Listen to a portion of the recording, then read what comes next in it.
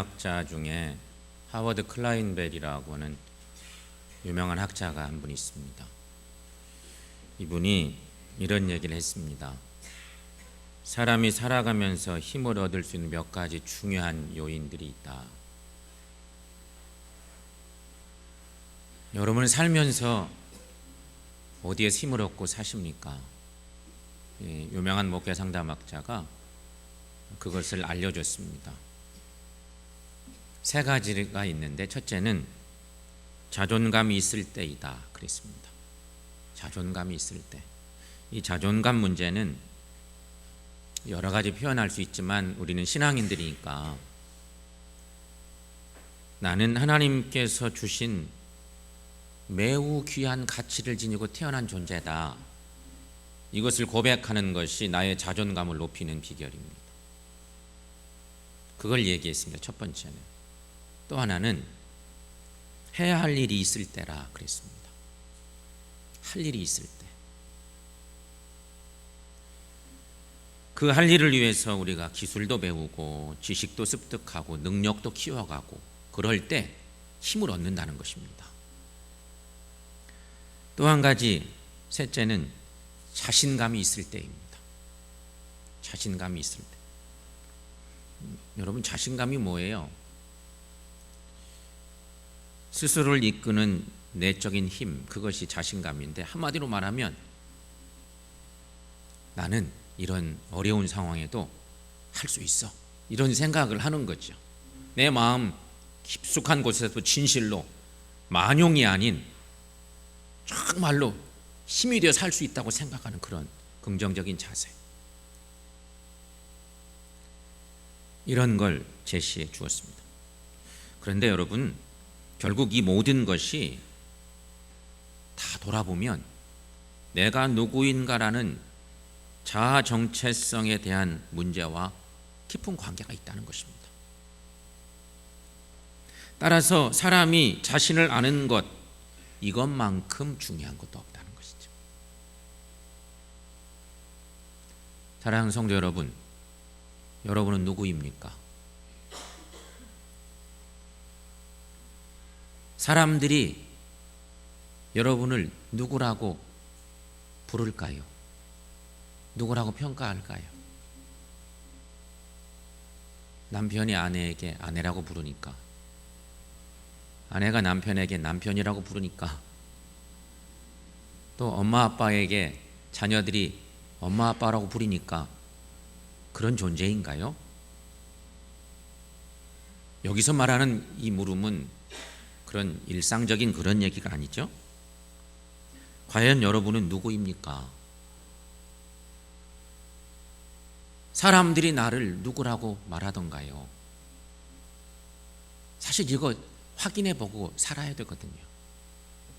정신분석학자 프리츠 펄츠라는 사람은 건강한 사람의 특징을 세 가지로 또 이렇게 얘기했습니다. 첫째, 자신이 누구인지 아는 사람이 건강한 사람이다. 그렇게 얘기했습니다. 정신분석학자의 얘기니까 또 다른 측면의 건강함이죠. 내가 누구인지를 아는 사람. 둘째, 자신의 모든 것에 책임을 지는 사람. 셋째, 현실을 회피하지 않고 늘 도전 의지를 가지고 있는 사람. 이런 사람이 건강한 사람이라. 이 정신적인 건강함 얘기하는 것이죠. 그렇다면 여러분이 알고 있는 나 자신은 어떤 사람입니까? 매사에 건강하십니까? 지금 이대로가 믿을 만한 삶을 살고 있습니까? 이만하면 괜찮아 이러느냐 이거예요. 그 정체성을 찾으셨다면 이제 정말 중요한 한 가지를 또 생각해 봐야 됩니다. 이런 정체성을 찾으셨다면 예배하는 우리 모두가 정말 더 중요하게 진일보에서 생각해 봐야 될 하나의 또 하나 물음이 있습니다. 그것은 그리스도인으로서 나는 과연 건강한 자기 정체성을 가지고 있는가 하는 것입니다. 서두에 얘기한 것들은 전부 다 예수 안 믿는 사람들도 다 생각하고 정리해낼 수 있는 것입니다. 그런데 우리는 늘 예배하면서 하나님 만나고 하나님을 영화롭게 하는 믿음의 사람들을 살아가니 우리는 내가 그리스도인인데 하나님의 자녀로서 나는 과연 건강한 자기 정체성을 가지고 사는 사람인가? 이것이 신앙적인 질문이죠. 이런 물음이 우리에게 필요한 것입니다. 성경에는 신앙의 위대한 인물들이 많습니다. 성경의 인물 중에는 본받고 싶고 존경스러운 믿음의 선진들이 참으로 많습니다. 그래서 성경 말씀이 소중하지요. 우리처럼 똑같은 어려운 상황에서도 믿음으로 승리하는 사람들을 우리가 만나니까. 그런데 그 수많은 믿음의 선진들 중에 자기를 가장 똑바로 하는 사람 찾아보라고 하면 아마도 사도 바울이지 않을까, 그런 생각을 해봅니다. 그 외에도 사람들이 있겠지만 사도 바울 같은 위대한 믿음의 사람 우리가 생각할 수 있습니다. 바울은 이방 선교를 위한 사도였습니다. 우리가 잘 아는 것처럼 당시 모든 사람이 사도 바울을 위대한 하나님의 종으로 추앙하고 따랐습니다. 여러분, 바울이 고생된 것도 많았지만 바울에게 동역자들이 정말 많았어요. 그의 목회적 열정, 그리고 그가 세운 귀한 신앙의 의지들이 얼마나 고닿으면 많은 사역자들이, 동역자들이 있었겠습니까? 수많은 동역자들이 있었어요. 그를 많이 추앙했어요.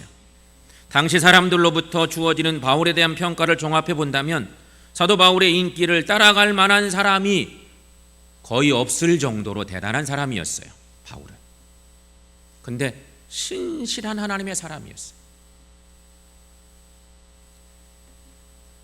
하지만 여러분, 정작 바울 사도는 자신의 정체성을 어떻게 고백하고 있을까 하는 것이, 그렇게 사람들이 추앙하고 존경하고 그렇게 좋아했는데, 그런데 바울 사도는 그 시기에 어떤 신앙의 정체성을 가지고 살았을까? 박수받기에 합당한 대단한 믿음의 사람이었는데 사도 바울의 내적인 어떤 그런 상태는 어땠을까? 바울이 많은 글을 썼기 때문에 성경 속에 여기저기 불쑥불쑥 그의 마음들이 드러나지요. 로마서 7장 19절 24절에 보면 나타나는데, 처절할 만큼 바울은 진실합니다. 중요한 것은 바울의 위대함이기도 하죠. 바울 사도는 정말 처절하리만큼 너무 진실한 거예요. 바울은 말합니다. 로마서 7장 19절 말씀에서, 우리가 잘 아는 말씀이죠. 한번 읽어보겠습니다. 내가 원하는 바 선은 행하지 아니하고 도리어 원하지 아니하는 바 악을 행하는도다. 바울의 솔직한 자기 고백입니다. 이렇게 위대하다고 추앙받던 바울이지만 바울이 내적 갈등이 너무 심해서 그걸 이렇게 표현했습니다. 그리고 한 발짝 또 나가지요. 24절 말씀 읽습니다. 오라, 나는 곤고한 사람이로다. 이 사망의 몸에서 누가 나를 건져내랴. 아멘. 바울의 고백입니다. 바울 사도는 정말 자기 자신에 대해서 진실했습니다. 그래서 다른 사람들에게 숨겨진 자기의 모습에 현혹되지 말라고 말하는 거지요. 죄로 은폐된 자신의 모습을 바울 자신은 잘 알고 있다는 진실함입니다. 사람들에게 많이 추앙받고 사는 바울이지만 주님 앞에 서보면 죄로 가득 찬 자신의 모습, 연약한 자신의 모습, 그것을 너무 잘 알고 있고, 그래서 그걸 진실하게 표현한 거예요. 이런 바울 사도의 고백의 절정은 오늘 본문에서 만날 수 있어요. 부활장, 그 유명한 부활장의 오늘 본문, 여러분 고린도전서 15장 10절 말씀, 바울의 고백을 여러분 나의 고백으로 큰 소리로 말씀 읽으면서 고백하도록 하겠습니다. 그러나 내가 나 된 것은 하나님의 은혜로 된 것이니 내게 주신 그의 은혜가 헛되지 아니하여 내가 모든 사도보다 더 많이 수고하였으니 내가 한 것이 아니요 오직 나와 함께 하신 하나님의 은혜로다. 아멘.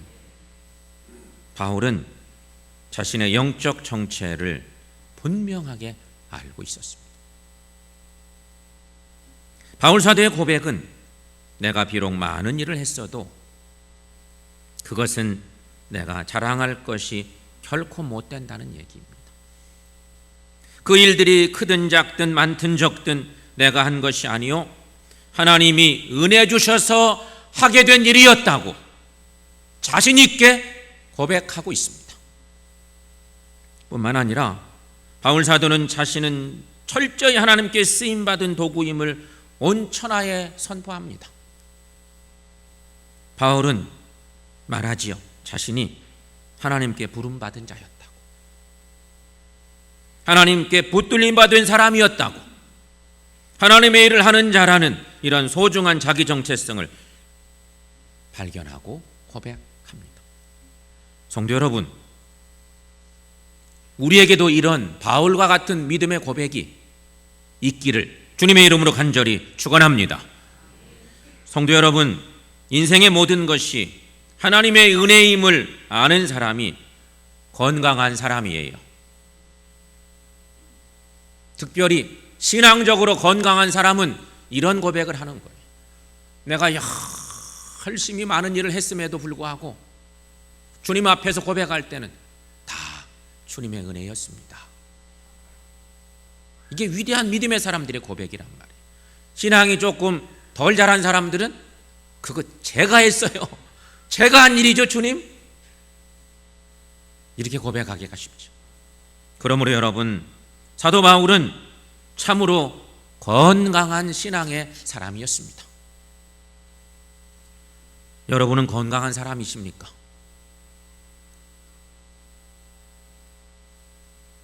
평생을 살면서도 자기 자신을 모르는 사람은 불행한 사람이죠. 더 불행한 사람은 평생을 예수 믿는다 하면서도 그 마음이 어디로부터 왔고 은혜에 대한 감격이 없는 사람, 그런 사람들이 더 불행한 사람인 것입니다. 시편 기자는 위대한 이런 고백을 하지요. 시편 8편 4절 말씀에 사람이 무엇이기에 주께서 그를 생각하시며 인자가 무엇이기에 주께서 그를 돌보시나이까. 쉬운 말로 말하면 주님 앞에 저는 누구입니까? 저 같은 사람을 주님이 이렇게 생각해 주십니까? 제가 누구입니까? 사실 그런 질문이에요. 이 시편 말씀이 종교개혁자 칼빈이 가장 중요하게 여기는 그의 신학의 중심에 있기도 합니다. 하나님 앞에서 나는 누구인가? 이거 늘 물어야 되거든요. 그리고 그 답을 찾는 것이 신앙생활이에요. 사랑하는 성도 여러분, 도대체 내가 누구입니까? 이 사실을 똑바로 알아야 되겠습니다. 그런데 우리는 얼마나 알려고 노력하고 있습니까? 여러분 한번 생각해 보세요. 하나님 앞에서 나를 알기 위해서 나는 얼마나 노력하고 있나? 하나님을 얼마나 만나려고 노력하나? 하나님의 뜻을 깨달으려고 노력하고 있나? 하나님 앞에 나는 누구인가? 얼마나 노력하고 살고 있습니까? 문제는 우린 너무 바쁩니다. 그래서 나를 생각하고 나를 돌아볼 시간을 갖지 못하곤 합니다. 하나님 앞에 내가 누구인가를 생각해 볼 겨를도 없을 때가 너무 많습니다. 오늘을 살아가는 사람들을 보면 자기 정체성을 오직 현실 속에서만 이해하려는 사람들로 보여질 때가 많아요. 믿음의 사람들인 우리들도 너무 바빠서 일주일에 한 번 예배하는 예배 시간도 잘 못 드리고, 내 형편 따라서 예배 시간도 많아졌다 줄어들었다. 하나님 이해하시죠? 제가 요새 이렇게 바빠요. 몇 주간 주일을 범해도 이해하시죠? 이러면서 정당화 시키고 그냥 그렇게 살아가기도 하고, 조금 아픈 것도 그냥 많이 아픈 것처럼 하나님 앞에 내가 이만해서 주님 앞에 나갈 수가 없어요. 허리가 아파서, 몸살기가 있어서. 이러기를 자주 하고. 여러분, 오늘을 사는 우리는 어떻게 하나님을 만나고 있습니까? 일벌레라는 말이 있죠. 일벌레라는 말이 꼭 받아야만 하는 현실의 계급장처럼 되었습니다. 근데 요즘 한참 됐어요. 바쁜 것도 죄래. 너무 바쁜 시대를 살면서 우리가 거룩하신 하나님도 경외하지 못할 때가 너무 많아서 바쁜 것도 죄랍니다. 물론 일하지 말라는 얘기는 아닌데 이것저것 막 일하면서 우선순위에서 하나님은 저 밑으로 밀리고 있는 우리의 모습은 아닌가 돌아볼 일이에요. 현실의 분주함 속에 있어야만 자신의 존재를 보여주는 전부인 것처럼 생각하는, 그렇게 내몰려 살고 있는 안타까운 세상이기도 하고, 그 세파에 나도 떠밀려 가고 있기도 하고, 그런 우리의 모습이. 여러분, 우리나라 40, 50대 가장들의 돌연사가 얼마나 많은지 잘 아시죠? 특히 40대의 돌연사는 남자가 여자보다 4배나 더 많다고 합니다. 때로는 일만 하느라고, 때로는 심한 스트레스로 너무 힘들어서 젊은 날에 죽어가는 일들 너무 많은 거예요. 여러분은 지금 무엇이 되어 있습니까? 더 이상 올라갈 데가 없는 높은 곳에까지 와 안주하고 있으십니까? 아니면 아직도 더 올라가야 할 고지가 있어서 그걸 바라보고 오늘도 땀 흘리며 살아가십니까? 그것도 아니면 이것저것 다 포기하고 마지못해 하루하루를 힘겹게 살아가지는 않습니까? 어떠한 경우이든지 다 좋습니다. 그러나 정말 중요한 것, 꼭 놓치지 말아야 할 것이 있습니다. 그것은 바로 신앙 안에서 나에게 주어진 사명을 볼 줄 아는 믿음의 눈입니다.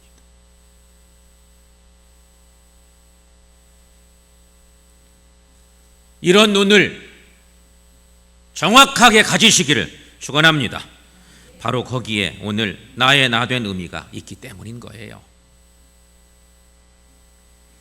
여러분, 나의 나된 것을 아십니까? 그것은 바울의 고백이에요. 그리고 끝나시지는 않습니까? 나의 나됨을 아시는가? 나의 나된 것이 하나님의 은혜로 된 것임을 안다면 나 때문에 죽을 세상이 살아나야 합니다. 나의 나된 것이 하나님의 은혜로 된 것임을 안다면 내가 있음으로 깨어진 공동체도 회복되어야 합니다. 나의 나된 것이 하나님의 은혜로 된 것임을 안다면 내가 있음으로 미움을 사랑으로 변화시키는 능력이 있어야 합니다. 사랑하는 여러분, 우리가 원래 어떤 처지의 사람들이었습니까? 본래 지금 현재 내 모습이 아니라 주님의 자녀 되기 전에 원래 내 모습이 어떤 모습이었었어요. 우리는 그것도 생각해 봐야 돼. 늘 그걸 생각하고 살아야 감사가 절로 나오거든요. 본래 우리가 어떤 처지의 사람들이었습니까? 원래 우리는 하나님의 자녀라 불릴 만한 아무런 자격이 없었던 사람이었습니다. 또한 우리는 내게 주신 사명조차도 감당하지 못하는 우리들이었습니다. 그러나 하나님께서는 세상 사람들이 보지 못한 믿음의 세계를 나에게 보여주셨습니다. 그래서 나의 나됨이 하나님의 은혜로 된 것임을 고백하게 하셨습니다. 그러므로 여러분, 우리는 불평보다는 감사가 먼저일 수 있기를 축원합니다. 원망과 시비보다는 사랑과 용서의 마음이 먼저일 수 있기를 축원합니다. 사랑하는 성도 여러분, 나의 나 된 것을 아십니까? 나의 나 됨을 아는 사람은 하나님 안에 있는 자신을 볼 줄 아는 사람입니다. 나의 나 됨을 아는 사람은 그 은혜 안에서 나를 발견하는 그런 사람입니다. 사랑하는 여러분, 우리 모두가 이런 사람들 다 될 수 있기를 주님의 이름으로 간절히 축원합니다. 그 파워포인트 자료 한번 올려보세요. 예배 전에 계속 흘러나왔던 음악입니다. 여러분이 아시는 분이 일부 계실 거고 전혀 모르는 분들도 많을 텐데, 가사를 한번, 이 노래는 긴 노래여서 후반부의 하이라이트만 오늘 한번 이게 묵상해 보려고 하거든요. 불러보고 한번 가사를 한번 먼저 읽어보겠습니다. 나의 나 된 것은 오로지 주의 은혜라. 나의 공로로 되어진 것이 전혀 없도다. 나의 나 된 것은 오로지 주의 은혜라. 그는 내 영혼의 주인. 이 노래 가사의 한가운데 있는 대목인데, 다시 돌려보세요. 파워포인트 돌려보시고 노래가 이렇게 불려집니다. 여러분 아시는 분들은 한번 불러보고 한 소절씩 제가 한번 불러볼게요. 나의 나 된 것은 오로지 주의 은혜라. 나의 공로로 되어진 것이 전혀 없도다. 그렇게 부르는 것입니다. 한번 불러볼까요? 시작. 나의 나 된 것은 오로지 주의 은혜라. 나의 공로로 되어진 것이 전혀 없도다. 나의 나 된 것은 오로지 주의 은혜라. 그는 내 영혼의 주인. 처음부터 한번 다시 한 번만 좀 조금만 더 간절함을 담아서 편안하게 한번 불러보겠습니다. 나의 나 된 것은 오로지 주의 은혜라. 나의 공로로 되어진 것이 전혀 없도다. 나의 나 된 것은 오로지 주의 은혜라. 그는 내 영혼의 주인. 다시 한 번만. 나의 나 된 것은 오로지 주의 은혜라. 나의 공로로 되어진 것이 전혀 없도다. 나의 나 된 것은 오로지 주의 은혜라. 그는 내 영혼의 주인. 아멘. 바울 사도의 위대한 고백이 우리 모두의 고백이 될 수 있기를 축원합니다. 사랑하는 여러분, 신앙생활은 이 고백 속에서 하는 것입니다.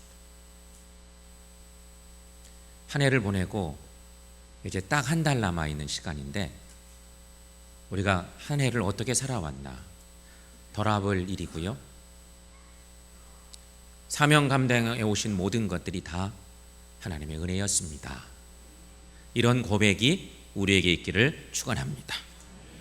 마지막에 이런 마음으로 우리 마음속으로 고백하면 좋겠어요. 나의 나 된 것은, 따라해 보겠습니다. 나의 나 된 것은 오직 하나님의 은혜입니다. 나의 나 된 것은 오직 하나님의 은혜입니다.